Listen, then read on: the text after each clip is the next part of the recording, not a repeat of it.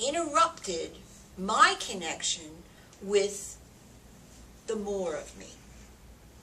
That's why it was so appalling, sort of, because your own movement was to pick it up. Yes. But an internalized judge stopped you. Some residue of the external world that says you're too much. And that's where the whole crux of the matter is useful for you to remember the idea of these internalized judges, and before you follow their action,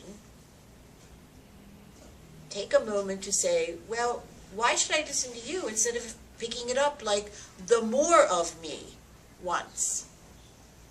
Because we carry these multiple aspects within ourselves.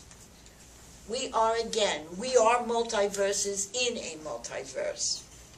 And different situations can trigger old patterns, old voices, cultural patterns, cultural voices, and we are reacting to that. And again, it requires our attention to give ourselves a second attention to say, well, where'd you come from? You know, hello, I know what I'm going to do. Who are you talking to me? What voice is this?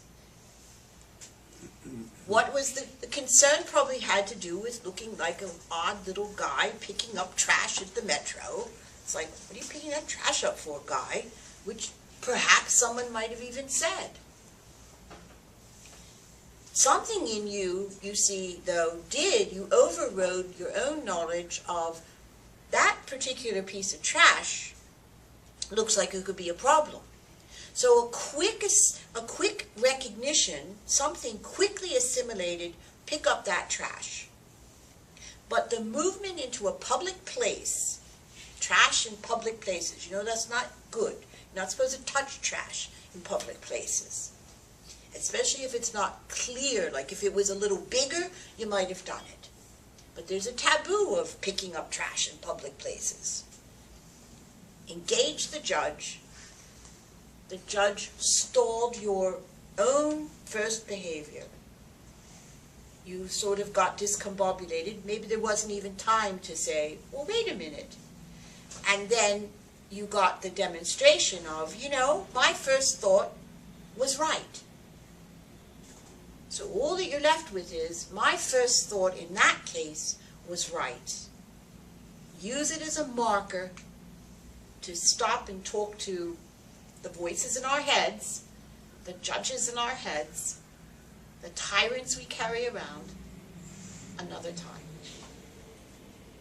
And don't be ashamed of your sensitivity, your responsiveness, your movement towards extending yourself to bring balance in the world in all sorts of ways, big and little.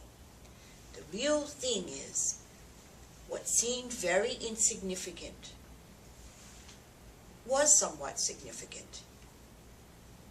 This must And have been you recognized that there was something significant and overrode it. What? This must have been an important thing because someone else was put at risk. Did this person volunteer in the synchronicity of things? In that it's all together, yeah. That this happened for you, no. Okay? It's a coming together.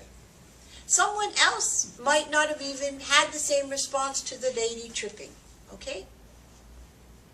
So hold the examples and teachings, if you want to call them, that come to yourself as for you, and you can feel a connection with the other person, but really wear lightly the idea that the universe is purposefully watching you and making things happen. Yeah? Although sometimes that can occur, but wear it lightly. Thank you.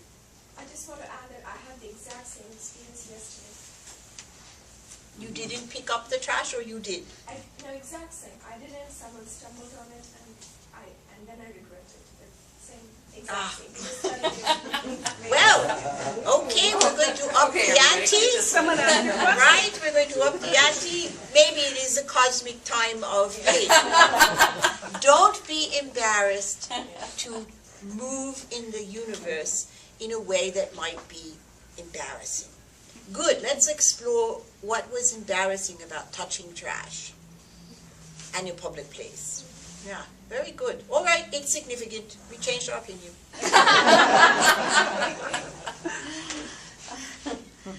Orion, this is Vicki. I want to thank you for your wisdom today.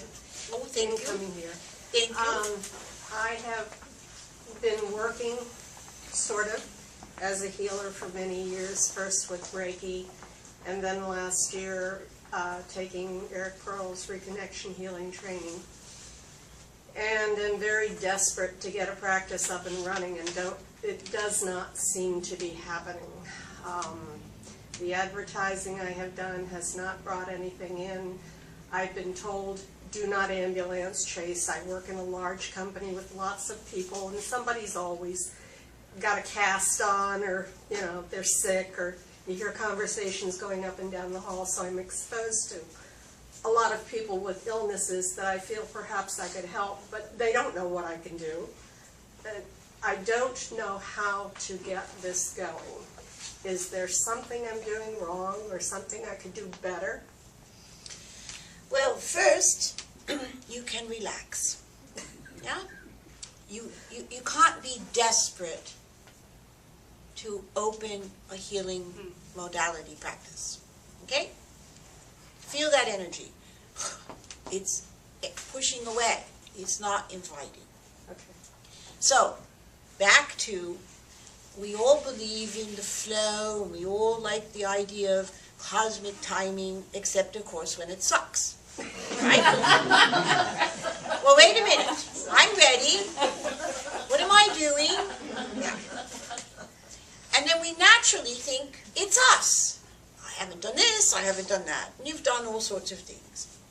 We don't like to consider it's not time, or it's not here, or it hasn't aligned. We never like to consider that it's not in our control. Okay? So we have to start with where you did start. I'm doing this thing, I'm trying all this, I'm really worried that I'm not doing the right thing. So you're stating where you're at, that's good. Phrase it though, I'm worried, I'm afraid, I'm all these things.